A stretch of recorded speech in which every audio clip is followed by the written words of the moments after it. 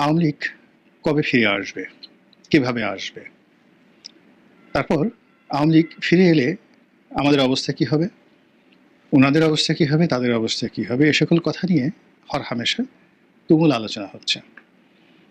আর এ সকল আলোচনা উস্কে দেওয়ার জন্য প্রায় দেখা যাচ্ছে ঢাকা রাজপথের বিভিন্ন এলাকাতে আওয়ামী লীগের মিছিল হচ্ছে, একেবারে ঝড়ের গতিতে ঝটিকা মিছিল। সবচেয়ে আশ্চর্য ব্যাপার হলো যে এই মিছিলগুলো ক্রমশ ঘন ঘন হচ্ছে এবং মিছিল আর আকার বেড়ে যাচ্ছে। আজ থেকে ৩ মাস আগে যদি আপনি চিন্তা করেন, তাহলে গুলিস্তানে একটা মিছিল করতে যারা রাস্তায় নামতেন তাদের সংখ্যা ১০-১২ জনের বেশি ছিল না, এবং তাদের হাত পায়ের যে নড়াচড়া দেখলে মনে হতো তারা যথেষ্ট ভীত সন্ত্রস্ত এবং কম্পমান, এবং তাদের স্লোগান আসলে কোনো স্লোগানই ছিল না, অনেকটা একবার দুইবার করে জয় বাংলা বলতো বা জয় বঙ্গবন্ধু বলতো। শেখ হাসিনার নাম ৩ মাস আগে আসলে এভাবে শোনা যায়নি, কিন্তু ইদানিংকালে যেটা দেখা যাচ্ছে যে একদিন দুই দিন পরপরই ঢাকার রাজপথে মিছিল হচ্ছে, দেশের অনেক গুরুত্বপূর্ণ স্থানে আওয়ামী লীগের মিছিল হচ্ছে, এবং সেখানে অনেকটা জঙ্গি কায়দায় শেখ হাসিনাকে উদ্দেশ্য করে তাকে স্বাগত জানিয়ে যেভাবে আওয়ামী লীগের মিছিল, আওয়ামী লীগ যখন ক্ষমতায় ছিল তার চেয়ে ঝড় গতিতে এখন মিছিল করার চেষ্টা করা হচ্ছে। এবং এই মিছিলটা হলো যারা করছে, কখনো মশাল জ্বালিয়ে রাতে করছে, কখনো দিনের বেলায় করছে, কখনো জনসমাবেশে করছে, এবং তারা প্রথম দিকে মুখে কাপড় দিত, মাস্ক পরতো, ইদানিং তারা ঠিক সেই মাস্কও পরছে না। বিশেষ করে গত শুক্রবারে জুমার পরে বেশ কয়েকটি জায়গাতে যে মিছিল হয়েছে, এই মিছিল বেশ যাকে বলা হয় স্বতঃস্ফূর্ত ছিল, ভয় জাগা নিয়েছিল, এবং অনেকটা ঝড়ের গতিতে বহু সংখ্যক মানুষ এই মিছিল অংশগ্রহণ করেছে। সেখানে যে সকল স্লোগান হয়েছে, ঠিক ৮০-র দশকে এরশাদ বিরোধী আন্দোলনের সময় মিছিলে যে স্লোগানের গতি ছিল, উত্তাপ ছিল, ঠিক ওই রকম একটা উত্তাপ ছড়ানোর চেষ্টা করা হচ্ছে। এখন এই সকল জিনিস কেন করা হচ্ছে? আওয়ামী লীগ কি খুব দ্রুত রাজনীতিতে ফিরে আসছে? শেখ হাসিনা কি বাংলাদেশে টুস করে ঢুকে পড়বেন, কিংবা তিনি কি সামনে নির্বাচনে অংশগ্রহণ করবেন অথবা নির্বাচন বানচালের চেষ্টা করবেন বা করছেন? ভারত আওয়ামী লীগকে নিয়ে কি চিন্তা ভাবনা করছে? এই সকল বিষয় আমরা আসলে আলোচনা করতে চাচ্ছিলাম না। প্রথম থেকে আমার ব্যক্তিগতভাবে মনে হয়েছে, এবং এখনও মনে না হওয়ার কোনো কারণ নেই। সেটা হলো যে সাধারণত যারা এভাবে পরাজিত হয়, রাজনৈতিকভাবে পরাজিত হয়, খুব একেবারে ব্যতিক্রম যদি কোনো ঘটনা না ঘটে তাহলে তাদের ফিরে আসার সম্ভাবনা নাই বললেই চলে, বা ফিরে এলো বহু বছর পরে তারা রাজনীতিতে পুনর্বাসিত হয়। আর আমাদের দেশের যে রাজনীতি, সেই আমাদের দেশের রাজনীতিতে কোনো একটি বড় রাজনৈতিক দল যখন অধঃপতিত অবস্থায় পড়ে তখন সেখান থেকে আসলে ফিরে আসে না। আমাদের দেশে মাওলানা আব্দুল হামিদ খান ভাসানীর যে রাজনৈতিক দল, সেই রাজনৈতিক দলের পরাজয় দেখেছি ন্যাশনাল আওয়ামী পার্টি বা ন্যাপ। মুসলিম লীগের পতন আমরা দেখেছি, আর ঘুরে দাঁড়াতে পারেনি। তারপর এরশাদের অবস্থা তো দেখতে পাচ্ছেন, জাতীয় পার্টি এখন মানে মরে মরে অবস্থা। এর বাইরেও আরেকটি খুব বড় পার্টি ছিল আমাদের দেশে, খেলাফতে রব্বানী পার্টি। সেই খেলাফতে রব্বানী পার্টিও তাদের পতন হয়েছিল 1954 নির্বাচনের পর। এরবারে কৃষক শ্রমিক প্রজা পার্টি, শেরেবাংলা ফজলুল হকের প্রজা পার্টি, এই পার্টিও বেশ কিছুদিন নীরবে থাকার পর 1954 আবার নতুন করে এটি ফিরে এসেছিল, কিন্তু শেষ পর্যন্ত টিকতে পারেনি। তো সেক্ষেত্রে সেই সমীকরণ ধরে আওয়ামী লীগের রাজনীতিতে পুনর্বাসন, ফিরে আসা, যারা খুব সাধারণ চিন্তাভাবনা করেন আমারই মতন করে, তারা চিন্তা করেছেন যে না, এটা সম্ভব নয়। কিন্তু সবাইকে হতাশ করে দিয়ে, সবাইকে অস্থির বানিয়ে, অনেকের মনে আতঙ্ক সৃষ্টি করে আওয়ামী লীগ যেভাবে রাজপথে তাদের উপস্থিতি জানান দিচ্ছে, যেভাবে দিল্লি থেকে হুমকি দিচ্ছে, যেভাবে লন্ডনে বসে নড়াচড়া করছে, যেভাবে আমেরিকাতে বসে তারা ডালপালা ঝাঁকাচ্ছে, যেখানে সিঙ্গাপুর, ব্যাংকক, দুবাই, তাদের হাজার হাজার মানুষ ব্যাগ গুছাচ্ছে বাংলাদেশে ফিরে আসার জন্য, তা রীতিমতো বাংলাদেশের অনেকের মনে ঝড় তুলেছে, অনেকের নিদ মানে ঘুম হারাম করে দিয়েছে, এবং পুরো প্রশাসন যন্ত্রকে রীতিমতো অস্থির বানিয়ে ফেলেছে।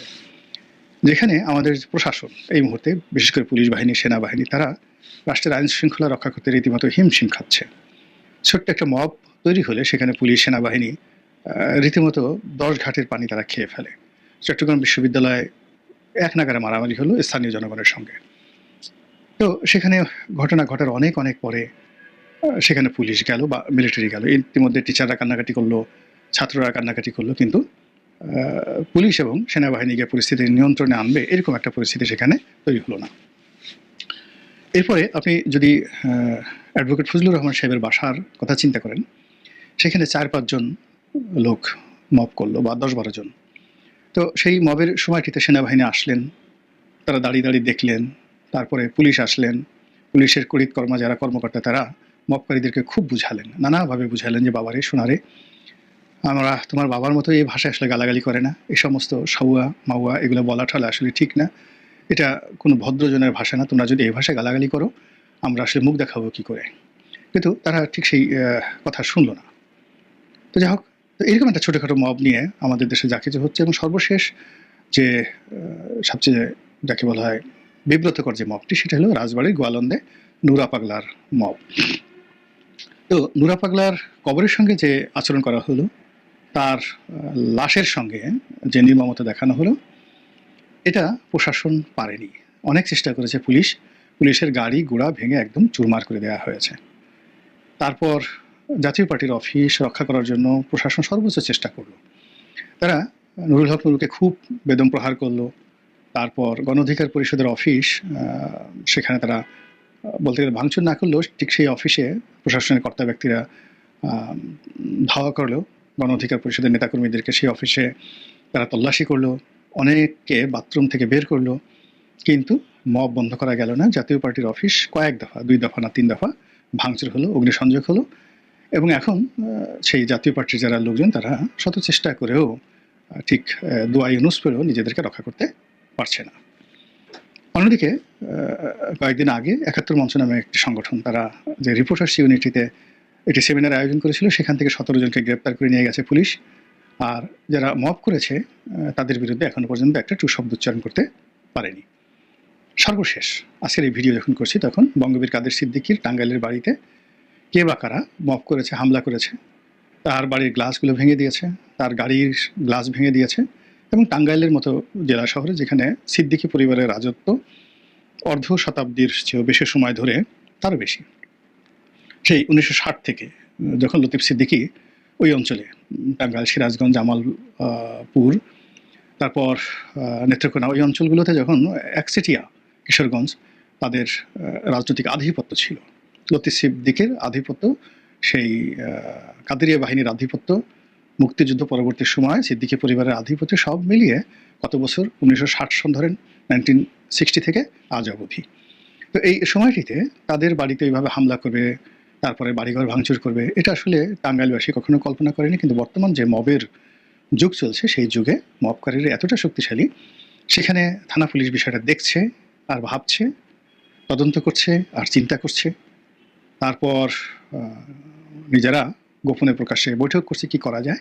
তো এরকম একটি সামাজিক চিত্র, রাজনৈতিক চিত্র, অর্থনৈতিক চিত্র, যেখানে দোদুল্যমান, যেখানে নির্বাচন নিয়ে, তারেক রহমান সাহেবের বাংলাদেশ আগমন নিয়ে, তারপর পিয়ার পদ্ধতির নির্বাচন নিয়ে, জামাতের হুমকি, চরমোনাইয়ের যে ঐক্য, বিএনপির যে নির্বাচন সম্পর্কে আশা এবং আকাঙ্ক্ষা, স্বপ্ন, সব মিলিয়ে পুরো দেশ যখন উত্তাল, স্বপ্নের জগতে উত্তাল, ঠিক সেই সময়টাতে এ কেমন আওয়াজ, এই আওয়াজ আসছে দিল্লি থেকে। তারা সেখানে বাংলাদেশ বিরোধী বিশাল সমাবেশ করছে, 3 ঘন্টা 4 ঘন্টা নাকি বসে সেখানে সভা সমিতি সেমিনার করছে বাংলাদেশের বিরুদ্ধে। সেগুলো আবার বাংলাদেশের পত্রিকা বলতে গেলে সেটা ধারাবাহিক রিপোর্ট করছে, কিন্তু কোনো অবস্থাতে আওয়ামী লীগ বা দিল্লির বিরুদ্ধে কোনো ব্যবস্থা নেওয়া যাচ্ছে না। জাপানের সবচেয়ে প্রভাবশালী পত্রিকা, প্রায় 100 বছরের অধিক সময় ধরে পুরো এশিয়ার সবচেয়ে নামকরা পত্রিকার মধ্যে যে পত্রিকাটি জায়গা করে নিয়েছে, সেই পত্রিকাতে বাংলাদেশ সম্পর্কে খুবই নেতিবাচক রিপোর্ট ছাপা হচ্ছে, এবং প্রকারান্তে শেখ হাসিনা এবং আওয়ামী লীগের গুণগান করে তাদেরকে বাংলাদেশে ঢুকানোর যে চেষ্টা করা হচ্ছে টোকিও থেকে। এত কিছুর পরে যখন হঠাৎ করে রাস্তায় জয় বাংলা স্লোগান শুরু হয়ে যায়, জয় বঙ্গবন্ধু স্লোগান শুরু হয়ে যায়, শেখ হাসিনার পক্ষে স্লোগান শুরু হয়ে যায়, তখন এটা কিসের আলামত? কেন এরকম হচ্ছে? এই কাজ কেন আওয়ামী লীগ করছে? এটা আমার মাথায় আসে না। আমার বক্তব্য হলো যে এত ভয় দেখানোর দরকারটা কি? তোমরা যদি পারো তাহলে প্রকাশ্য চ্যালেঞ্জে জানিয়ে বাংলাদেশে আসো, রাজনীতি করো। আমাদের দেশে কোর্ট আছে, কাছারি আছে, যেখানে হাজার হাজার আওয়ামী লীগের নেতাকর্মী যারা গ্রেপ্তারকৃত অবস্থায় রয়েছেন তাদের বিচার চলছে। তো তোমাদের যদি সাহস থাকে তাহলে তোমরা বাংলাদেশে এসে কোর্ট কাছারিতে আত্মসমর্পণ করো, দেশের আইন শৃঙ্খলা রক্ষাকারী বাহিনীকে সম্মান জানাও, অথবা তাদেরকে চ্যালেঞ্জ করো। কিন্তু কথা নাই বার্তা নাই, হঠাৎ করে একটা ঝটিকা মিছিল, কথা নাই বার্তা নাই, দিল্লি থেকে একটা অডিও ক্লিপ পাঠানো, কথা নাই বার্তা নাই, জয়শঙ্করকে দিয়ে বা দিল্লির সাউথ ব্লককে দিয়ে একটা বিবৃতি দেওয়া, এরপর আবার নরেন্দ্র মোদী সেখানে রাশিয়ান প্রেসিডেন্ট, তারপর চীনের প্রেসিডেন্ট তাদের সঙ্গে গিয়ে বৈঠক করে সেই ছবি দিয়ে আবার আওয়ামী লীগের লোকজন নানা রকম ন্যারেটিভ তৈরি করে ইউটিউবে নানা রকম বক্তব্য দেয়। এইগুলো আসলে আওয়ামী লীগের নিষ্ঠুরতা প্রমাণ করে। তাদের হৃদয়ে কোনো মায়াদয় আছে বলে আমার কাছে মনে হয় না। এর কারণ হলো তারা যাদেরকে ভয় দেখানোর চেষ্টা করছে তাদের প্রতি যদি তাদের ন্যূনতম মায়া থাকতো, দয়া থাকতো, তাহলে তারা এই কাজগুলো করতে পারতো না। এর কারণ হলো কাউকে অত্যাচার করা, জুলুম করা এটা এক ধরনের জিনিস, কিন্তু কাউকে ভয় দেখানো কিন্তু ভীষণ রকম একটা বদমাইশি, ভীষণ রকম একটা দুষ্টুমি এবং ভীষণ রকম একটা যাকে বলা হয় নীতি গরহিত কাজ। ভয় দেখানো কবিরা গুনাহ। তাও আওয়ামী লীগ কেন এখন ভয় দেখাচ্ছে?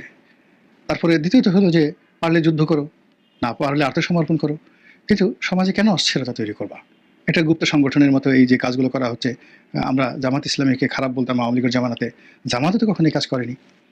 তারা তো এই পুরো 15টি বছর ধরে কত ধৈর্য সহকারে, শৌর্য সহকারে ম্যাটিকুলাসলি নিজেদেরকে সংগঠিত করেছে। তারপরে সময় এবং সুযোগ বুঝে তারা এমনভাবে আত্মপ্রকাশ করেছে যে আওয়ামী লীগের তখন আর কোনো গত্যন্তর ছিল না পালিয়ে যাওয়া ছাড়া। তো সেইভাবে আপনারা যদি পারেন কিছু একটা করেন, তা না করে এই সকালে একটা মিছিল, বিকেলে একটা মিছিল। এমনি আমাদের কত সমস্যা, আমাদের অর্থনৈতিক অবস্থা ভালো না, আমাদের আইন শৃঙ্খলার অবস্থা ভালো না, চারিদিকে মব হচ্ছে, তারপরে আমরা কোনো কিছুতেই স্বস্তি পাচ্ছি না। এর মধ্যে আপনারা যে অস্থিরতা তৈরি করছেন, আপনাদের একেবারে বিবেক বুদ্ধি যতটুকু ছিল ক্ষমতায় মানে থাকা অবস্থায়, ক্ষমতা থেকে চলে যাওয়ার পর তাদের আপনাদের সেই বিবেক বুদ্ধি কোন পর্যায়ে নেমে আসছে যা আমরা এখন ভাষায় প্রকাশ করতে পারছি না। এবং আপনারা এই যে মবগুলো করছেন, এই মবের সাথে যে আপনাদের সংযোগ নাই, এই কথা কিন্তু বলা যাচ্ছে না। ওই যে দেখুন নুরা পাগলা দৌলতদিয়াতে যে তার লাশের সঙ্গে খারাপ আচরণ করা হলো, তার লাশ পুড়িয়ে দেওয়া হলো, সেখানে ৩,৫০০ আসামি, সেই আসামির মধ্যে পুলিশ ইতিমধ্যে নিষিদ্ধ ঘোষিত ছাত্রলীগের ১০ জন ১১ জনকে গ্রেপ্তার করেছে। তাহলে আপনি বোঝার চেষ্টা করুন যে আপনারা নুরা পাগলাকেও ছাড়েন নাই। নুরা পাগলার যে লাশ, সেই লাশের প্রতি আপনাদের কোনো মায়া দেওয়া নেই। আপনারা যেখানে সরকারকে বিপর্যস্ত করা যায়, দেশের প্রচলিত রাজনীতিকে চ্যালেঞ্জ জানানো যায়, তারপর আইন শৃঙ্খলা রক্ষাকারী বাহিনীকে বিব্রত করা যায়, আপনারা সেই কাজগুলো ছলে বলে কৌশলে করে যাচ্ছেন। বিশ্বাস করে যদি এরকম অবস্থা হয়, আপনাদের গুটি হবে, আপনাদের কুড়োকুষ্টি হবে, আপনাদের গুটি বসন্ত হবে, জল বসন্ত হবে, ডায়রিয়া হবে, আপনারা বাঁচতে পারবেন না। আপনাদের হাত থেকে এই জাতিকে রক্ষা করার জন্য যা করার দরকার আমরা তাই করবো ইনশাল্লাহ। আসসালামু আলাইকুম রহমতুল্লাহি ওয়া বারাকাতুহু। দর্শক, সম্পূর্ণ ভিডিওটি দেখলেন, আশা করি বিষয়টি বুঝতে পেরেছেন। এই নিয়ে আপনার গুরুত্বপূর্ণ মন্তব্যটি অবশ্যই কমেন্ট বক্সে জানিয়ে দিবেন। ধন্যবাদ।